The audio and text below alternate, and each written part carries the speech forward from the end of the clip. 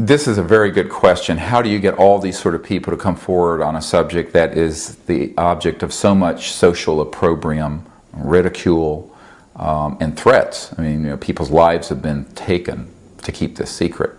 I remind people that the 1951 Canadian top secret memo written by Wilbur Smith stated very directly that not only were these flying saucers, as they were called back then, real, but that it was the most classified secret in the United States, exceeding the secrecy of the development of the hydrogen bomb in the 1950s.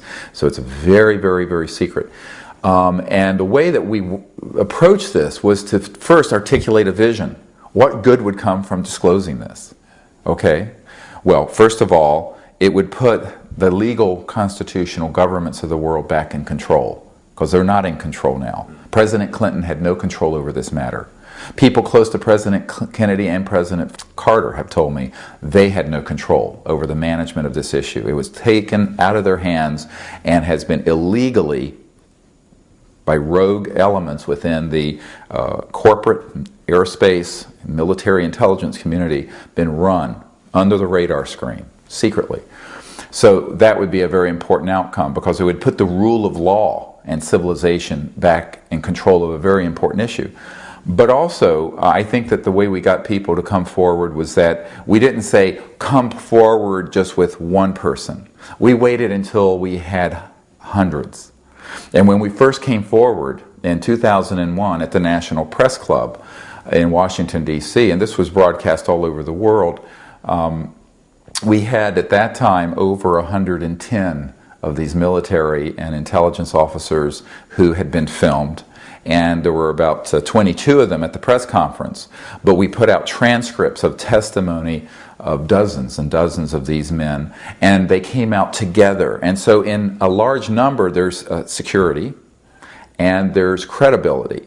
Because if only one person who's a radar operator for the Strategic Air Command says he saw something, well, you can say, oh, he saw nothing, he was imagining, he's lying. If you have 12 credentialed people with top secret clearances who said that they have tracked these on radar and have seen how it's been kept secret, then that becomes dispositive. That becomes the proof. So we wanted to have that critical mass, and it also gave these men and a few women the sense that it would be done seriously and that they would have the support of their colleagues.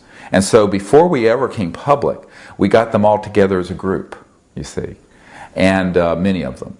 And so this encouraged them to come forward, and that's what we continue to do. Many people ask the question, how have we been able to reach all the officials in government? I think a couple of things. One is, as I mentioned, the vision behind what we're doing. People who are in the know.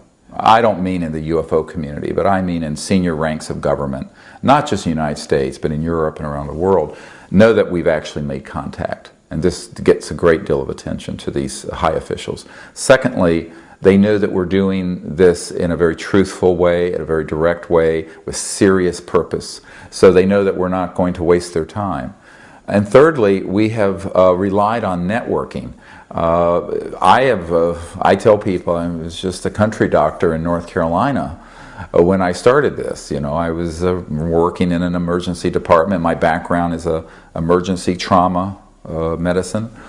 And when I had the idea to do this, it was very much an idea. I did not have the network. But over a period of years, we made this network, and people who did know senior officials at the Pentagon and senior people in the government and in the Congress came to me. I didn't find them. They found me and said, look, I think this is very important. I can set up a meeting with Senator Bryan, who at the time was on the Senate Intelligence Committee, or the head of the Defense Intelligence Agency. So it all unfolded very organically, like a flower.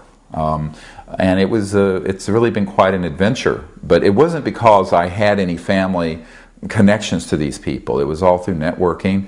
And I think the power of the message is that it's really time for the secrecy to end, and for us to make peaceful contact with these visitors, and for the technologies that are behind these objects to be the new energy source to run the planet so that there's sustainability, the end of poverty, the end of pollution, and the end of the environmental crisis.